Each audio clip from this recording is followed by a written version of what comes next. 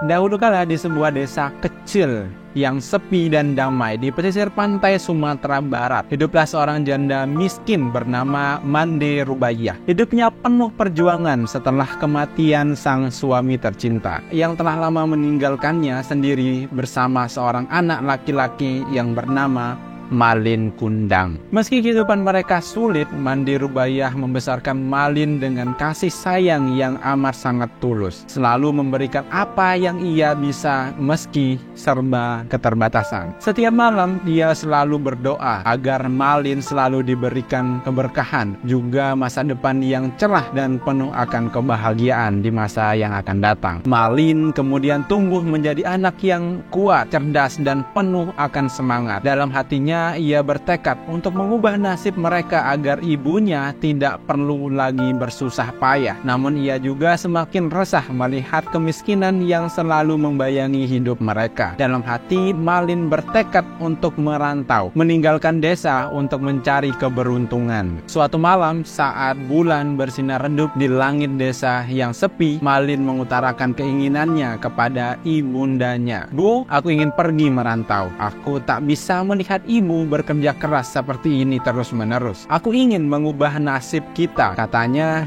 dengan penuh akan semangat. Mande Rubaiyah merasa hatinya teriris mendengar keinginan anaknya. Namun ia tidak ingin menghalangi tekad dari sang buah hatinya. Meskipun hatinya penuh dengan kekhawatiran, ia berusaha kuat. "Nak, pergilah jika itu yang kamu inginkan, tapi berjanjilah satu hal kepada ibu. Jangan pernah lupakan ibumu ini. Kembalilah setelah kamu berhasil dan ingat bahwa ibu akan selalu menunggumu di sini." Malin kemudian memeluk ibunya dan berjanji akan kembali dengan membawa harapan dan doa sang ibu.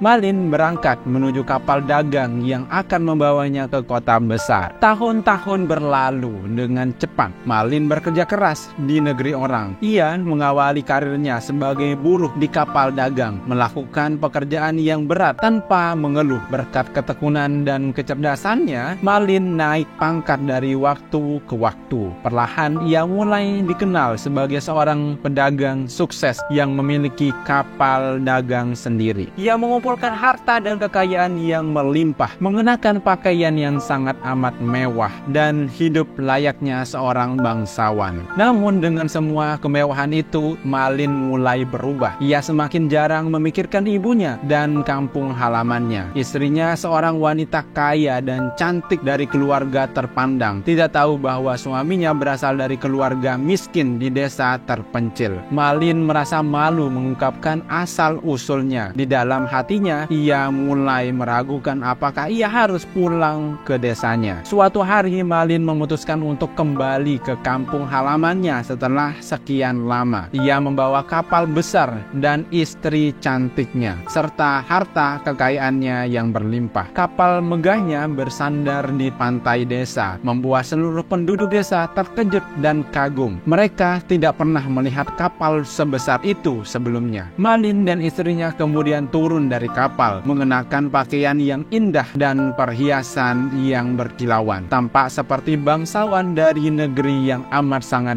jauh di sana. Di antara banyaknya kerumunan penduduk yang berdesakan di pantai, ada seorang wanita tua berambut putih yang mengenakan pakaian lusuh dan penuh debu-debu. Adalah Mande Rubaiyah. Begitu melihat wajah Malin, ia merasa hatinya berdebar penuh akan kebahagiaan yang sangat amat luar biasa. "Itu anakku, itu pasti Malin," bisiknya pelan. Tak percaya pada penglihatannya, Mande Rubaiyah berlari mendekati Malin, berharap ia bisa memeluk anak yang telah lama ia rindukan. Namun saat Malin melihat seorang wanita tua yang lusuh mendekatinya dengan wajah penuh kerutan dan mata yang dipenuhi air mata, ia mulai merasa malu. Ia merasa statusnya sebagai orang kaya akan tercemar jika mengakui wanita tua miskin itu sebagai ibunya sendiri. Ia berusaha menjauh, namun Mande Rubaya terus mendekatinya. "Malin, anakku, ini ibu nak, kamu pulang. Malin, kamu benar-benar pulang," kata Mande Rubaya dengan suara yang bergetar karena bahagia. Namun Malin berbalik dengan wajah dingin. "Siapa kamu? Aku tidak mengenalmu. Jangan mengaku-ngaku sebagai ibuku. Aku tidak punya ibu miskin sepertimu," katanya dengan nada yang keras, sambil menyingkirkan tangan ibunya yang hendak memeluknya. Para penduduk desa terkejut melihat tindakan Malin. Mande Rubaya berdiri terpaku, tak percaya anak yang ia besarkan dengan penuh cinta kini menghinanya. Dengan suara serak dan tubuh yang bergetar, ia berkata, "Malin, anakku, ini ibu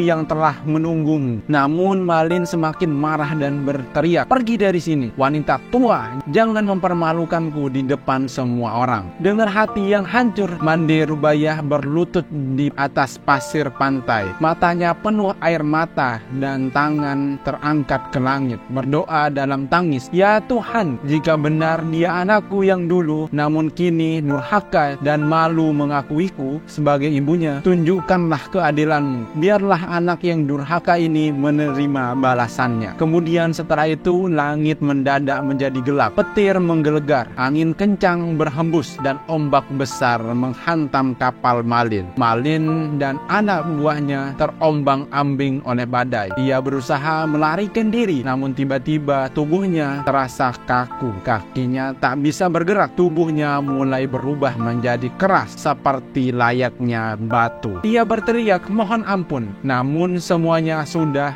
terlambat. Tubuh Malin perlahan berubah menjadi batu, mulai dari kaki hingga ke seluruh tubuhnya. Istrinya yang ketakutan hanya bisa berlari dan meninggalkannya, menyaksikan bagaimana sang suami terkutuk menjadi sebongkah batu. Di pantai air manis Padang terdapat sebuah batu yang berbentuk seperti tubuh manusia yang berlutut, dipercaya oleh masyarakat sebagai Malin Kundang yang terkutuk. Batu itu menjadi pengingat bagi setiap orang, mengingatkan tentang besarnya kasih sayang seorang ibu yang tak pernah pudar meski anaknya menghinanya, dan menjadi peringatan tentang kutukan bagi anak yang melupakan jasa orang tuanya. Pesan moral dari cerita ini adalah kisah Malin Kundang menjadi simbol penting bagi masyarakat tentang pentingnya berbakti kepada kedua orang tua. Harta dan kekayaan tidak akan berarti apa-apa jika kita tidak memiliki rasa hormat kepada kedua orang tua kita yang telah membesarkan dengan penuh pengorbanan. Kasih sayang dan doa dari ibu adalah berkah yang tidak pernah akan ternilai, dan tidak ada alasan bagi seorang anak untuk mengkhianati cinta dari seorang